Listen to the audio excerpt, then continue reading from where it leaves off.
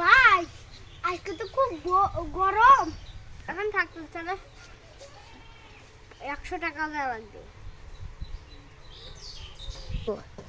ভাই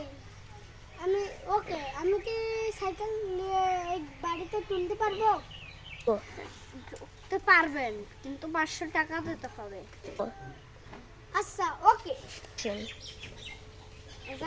ওকে ওকে Ready.